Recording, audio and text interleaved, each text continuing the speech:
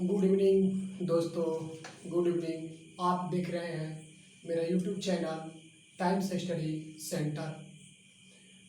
Times study centre पे सभी दोस्तों को स्वागत करते हैं।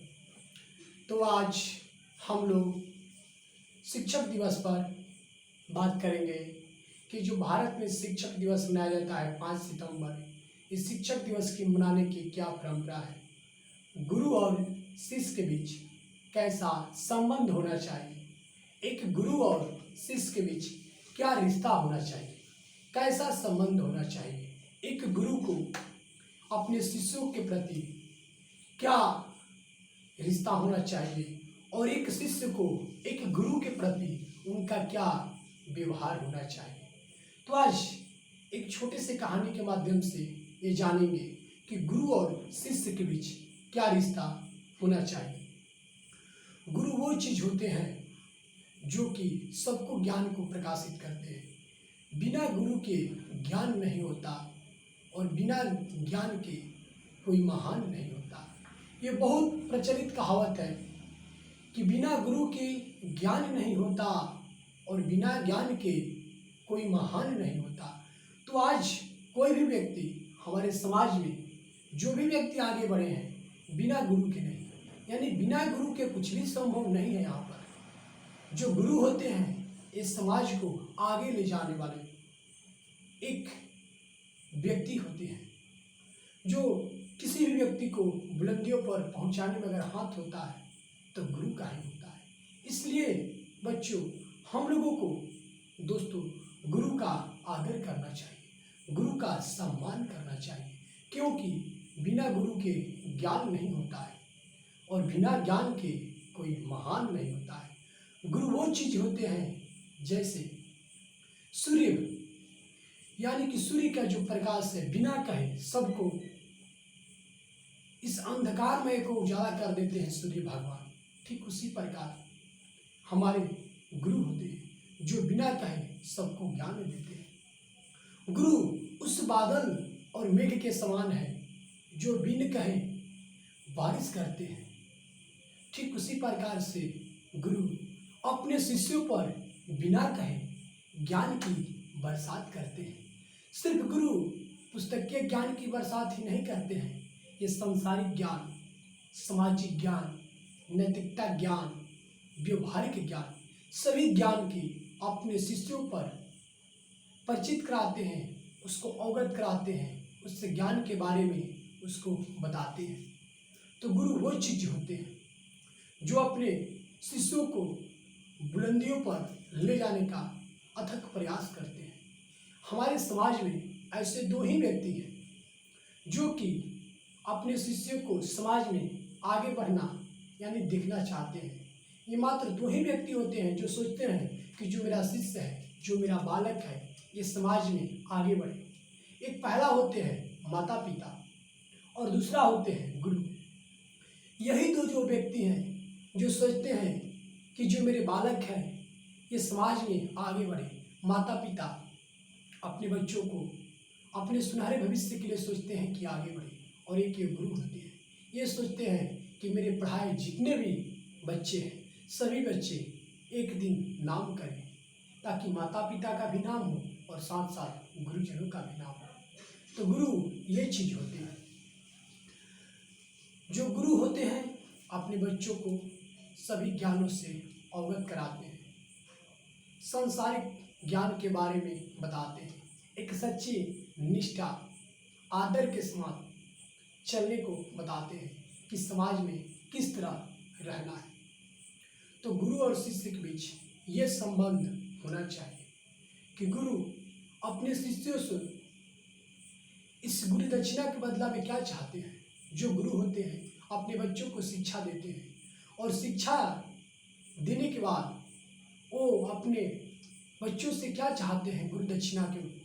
ये गुरु दक्षिणा में ये चाहते हैं कि जो मेरे बच्चे हैं पढ़ लिख कर इस देश में नाम करें, अपने माता पिता का नाम करें और साथ साथ मेरा भी नाम करें, नाम को रोशन करें अपने माता पिता को। लेकिन आजकल कुछ चंद लोगों छात्रों को द्वारा लगता है कि हम गुरु के पास पढ़ रहे हैं तो उनको कुछ पैसा देकर अपना गुरु दक्षिणा अदा कर दें। ये कभी भी गुरु अपने छात्रों से गुरु दक्षिणा के बदले पैसा नहीं लेते हैं। लेकिन आजकल के जो बच्चे हैं वो समझते हैं कि चंद रुपये दे देने से गुरु जी का गुरु दक्षिणा हो गया। ये गुरु दक्षिणा नहीं लेते हैं, ये पैसा गुरु दक्षिणा नहीं होता है। गुरु का गुरु दक्षिणा उस दिन वो समझते हैं कि हम ले लिए जब उनके पढ़ाए गए बालक आगे चलकर कुछ नाम कर ले, कुछ नाम कमा ले, अपने माता पिता का नाम करे, अपने देश का नाम करे और साथ साथ गुरुजनों का भी नाम करे। इसी पर एक छोटा सा कहानी है गुरु और शिष्य के बीच, जो आपको हम सुनाने जा रहे हैं। ये बात प्राचीन काल की है, बहुत प्राचीन काल की एक कहानी है। आज से हजारों वर्ष पहले की ये कहानी है। प्राचीन कहानी आप लोगों को सुनाने जा रहे हैं कि गुरु और शिष्य के बीच क्या कहानी होना चाहिए, क्या संबंध होना चाहिए। बात तो प्राचीन काल की है कि उस समय गुरुकुल हुआ करता था, यानी कि गुरु जी के आश्रम में रहकर बच्चे पढ़ाई लिखाई करते थे। तो उस समय भी गुरु जी के आश्रम में बहुत सारे बच्चे पढ़ रहे थे और गुरु जी सोचे कि अब हमसे ये कार्यभार न संभलेगा। यानी गुरु जी का अब उम्र काफ़ी हो चुका था, यानी गुरु जी 50-60 साल के हो गए थे। तो गुरु जी सोचे कि क्यों ना इस आश्रम को चलाने के लिए, इस गुरुकुल को चलाने के लिए अपने ही छात्रों में से कोई 2 छात्रों को चुनते हैं जो इस गुरुकुल को आगे बढ़ाएंगे, इसको चलाएंगे। यही सोचकर जो गुरु जी थे सभी शिष्यों को इकट्ठा किए और बोले कि देखो शिष्य, अब हमारा जो उम्र है काफ़ी ढल चुका है, अब हमसे ये कार्य न होगा। अब तुम्ही लोगों में से हम 2 शिष्यों को चुनाव करते हैं जो इस गुरुकुल को आगे ले जाएंगे, इस गुरुकुल में बच्चों को शिक्षा देंगे। ये बात सभी अपने शिष्यों से बोले और उसके बाद वहाँ पर 2 शिष्यों का चुनाव किए, यानी कि 2 शिष्यों को चुन लिए और उसके बाद दोनों शिष्यों को चुनने के बाद बोले कि देखो अब हम चुनाव कर दिए हैं, तुम लोगों को ही इस गुरुकुल को आगे बढ़ाना है, इस आश्रम को आगे बढ़ाना है, इस आश्रम में बच्चों को शिक्षा देना है। अब हम जा रहे हैं कैलाश पर्वत पर, वहीं पर अब तपस्या करेंगे, वहीं पर हम अब समाधि ले लेंगे। यानी कि गुरु बोले कि अब चल दिए हम कैलाश, लेकिन जाने से पहले बोले कि हो सकता है कि लौट कर आए और हो सकता है कि लौट कर न भी आएंगे। ये बात कहकर गुरु जी वो अपने आश्रम में प्रवेश किए और उसके बाद उस आश्रम से 2 पुतली यानी कि 2 गेठर लेकर आए और दोनों गेठरी में थोड़ा थोड़ा गेहूँ बांध लिए और वो गेहूँ 2 रुमाल में गेहूँ बांधे थे, यानी कि 2 गठरी अलग अलग छोटा छोटा सा था, उसमें गेहूँ बांध दिए और दोनों गेठली को, यानी कि जो 2 गेहूँ बांधे थे, दोनों गेठली को अपने दोनों शिष्यों को दे दिए और बोले कि इसे संभाल कर रखना, हम जा रहे हैं कैलाश पर्वत पर, हो सकता है कि लौट कर आए या न भी आए। अगर आएंगे लौट कर तो जो ये तुम लोग का 2 गेठरी दे रहे हैं, गेहूं का जो पोटली दे रहे हैं, इसको सुरक्षित रखना और जितना दिए हैं इतना हमको वापस चाहिए। और ये बात कहकर गुरुजी कैलाश की ओर चल दिए। गुरुजी के जाने के बाद जो इनके 2 शिष्य थे जिनको गुरुजी ये पोटली दिए थे गेहूं का, ये दोनों आपस में एक दूसरे को देखते हैं और सोचते हैं कि गुरुजी क्या दिए हैं और बोले हैं कि संभाल कर रखना है। उसके बाद दोनों जो इनके शिष्य थे आश्रम में प्रवेश किए। तो एक जो इनका शिष्य था ये गुरु को अपना भगवान मानते थे, यानी कि मानते तो दोनों भगवान थे लेकिन एक सबसे ज़्यादा भगवान मानता था।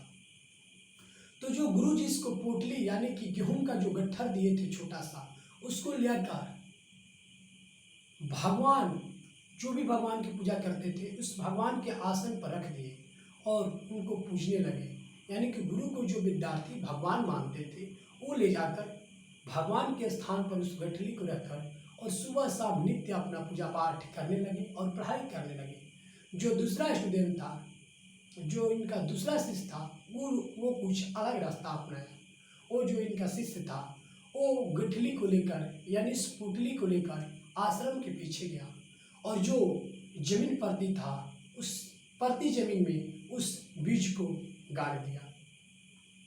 ये प्रक्रिया 10 साल के बाद होता रहा। ऐसे ही ये दोनों जो शिष्य थे, एक शिष्य सुबह शाम अपने उस पोटली को जो भगवान के स्थान पर रखा था जाकर वहाँ पर पूजा करता था, और जो इनका दूसरा शिष्य था ये गेहूं को बीज को जमीन में गाड़ दिया। कुछ दिनों के बाद पुनः उसे काटा, पुनः उसे हुआ। ऐसे प्रक्रिया 10 साल होता रहा। लेकिन 10 साल के बाद अचानक इस कुटिया में प्रवेश कर जाते हैं गुरुजी, जो कैलाश गए थे। कुटिया में आते हैं तो दोनों शिष्य देखकर गुरुजी को बड़ी प्रसन्न होते हैं और आकर दोनों शिष्य गुरुजी के चरणों में प्रणाम करते हैं। गुरुजी दोनों को आशीर्वाद देते हैं और बोलते हैं कि शिष्य, तुम लोगों को हम जाते वक्त कुछ अमानत सौंपे थे, उस अमानत को हमको लौटाओ। लेकिन एक बात भी बोले थे गुरुजी जाते वक्त कि जितना हम दाना दिए हैं इस पोटली में उतना हमको होना चाहिए, एक भी कम नहीं होना चाहिए। अगर एक भी कम होगा तो हम समझेंगे कि तुम मेरे आज्ञाकारी छात्र नहीं हो। तब ये दोनों जो छात्र थे, इनके जो शिष्य थे, ये लाकर अपना पोटली देते हैं। ये दोनों शिष्य से मांगते हैं कि लाओ मेरा पोटली लाओ जो हम दिए थे। तो जो एक शिष्य था वो दौड़कर कुटिया में गया और दौड़कर जाकर भगवान के स्थान पर रखा था पोटली लाकर दे दिया कि गुरुजी ये लीजिए आपका जो अमानत दिए थे। गुरुजी इस पोटली को खोलते हैं तो देखते हैं कि इसमें से कुछ अनाज सड़ चुका था। तो गुरुजी बोले, हम बोले थे कि एक भी अनाज नहीं सड़ना चाहिए, ये क्या कर दियो। तो ये बोले, गुरुजी आपकी तो बात हम माने ही थे, ज्यों का त्यों कर यहाँ पर हम पूजा कर रहे थे, अब सड़ गया तो हम क्या कर सकते हैं। तो गुरुजी कुछ नहीं बोले, मन ही मन मुस्काए और उसके बाद दूसरे अपने शिष्य से बोले कि तुम्हारा क्या हुआ, तुम ले आओ अपना पोटली। तो जो ये शिष्य था इनके मुस्काते हुए बोला कि गुरुजी क्षमा कीजिए, आप जो दिए थे उसको तो हम जमीन में आश्रम के पीछे वो दिए हैं, चलिए आपको दिखाते हैं। जो दूसरा शिष्य था ले जाकर आश्रम के पीछे दिखाया तो बहुत सारे दूर में गेहूं लहलहा रहा था, हरियाली छाई हुई थी, 2-3 एकड़ में लहलहा रहा था। गुरुजी को दिखाया कि गुरुजी देखिए। तो गुरुजी बोले कि ये कैसा हुआ, ये कैसे ऐसे हो गया। तो जो शिष्य था बोला कि आप जो दाना दिए थे आप तो चले गए, उसी दिन हम जमीन में इसको गाड़ दिए थे, यानी कि बो दिए थे। कुछ दिनों के बाद इसके काटे, उससे ज़्यादा अनाज हुआ, उसको भी बो दिए, फिर ज़्यादा अनाज हुआ, उसको भी बो दिए, और आज ये नतीजा है। तब गुरुजी उस दोनों छात्रों को लेकर कुटिया में प्रवेश किए और बोले कि देखो यही ज्ञान होता है। तुम दोनों को हम ज्ञान दिए थे, एक ही ज्ञान दिए थे, लेकिन एक जो व्यक्ति था ये ज्ञान को सीमित रहने दिया, इसलिए क्या हो गया, इसका ज्ञान बर्बाद हो गया। यानी कि गुरुजी का कहने का अर्थ था कि ज्ञान तुम दोनों शिष्य को दिए थे, यानी कि तुमको भी ज्ञान दिए थे, लेकिन तुम इस दाने को यहीं पर रखकर छोड़ दिए हो। ये तुम्हारा दाना क्या हो गया, सड़ गया। और दूसरे को दिए थे, ये इसको क्या कर दिया, वृद्धि कर दिया, पूरा बढ़ा दिया। इसी प्रकार से ज्ञान होता है। अगर ज्ञान गुरु अपने शिष्यों को देते हैं तो कोई शिष्य होते हैं कि किसी दूसरे को ज्ञान को नहीं बताते हैं, तो उनका ज्ञान क्या हो जाता है, स्वतः समाप्त हो जाता है। और एक शिष्य होते हैं जो ज्ञान पाकर औरों को ज्ञान देते हैं, तो ज्ञान क्या होता है, और वृद्धि होता है। तो गुरु जी बोले कि देखो यही गुरु दक्षिणा होता है। ये जो मेरा शिष्य है कुछ कर दिखाया, लेकिन हम तो दोनों व्यक्तियों को ज्ञान एक ही दिए थे। तो ज्ञान पाते हो तो इस ज्ञान के बांटो, जो भी ज्ञान पाते हो इस ज्ञान को बांटो, और ज्ञान के बांटोगे तो ज्ञान का विकास होता है। तब जाकर उस छात्र का आंख खोल गया। इसीलिए कहा गया है दोस्तों कि ज्ञान पाने से कुछ नहीं होता है, ज्ञान पा लिए हो तो इस ज्ञान को अपने समाज में इसको विस्तार करो और लोगों को बताओ, तब जाकर हमारे समाज का कल्याण होगा। अगर दोस्तों कहानी अच्छे लगे तो कमेंट लाइक जरूर कीजिएगा। धन्यवाद दोस्तों।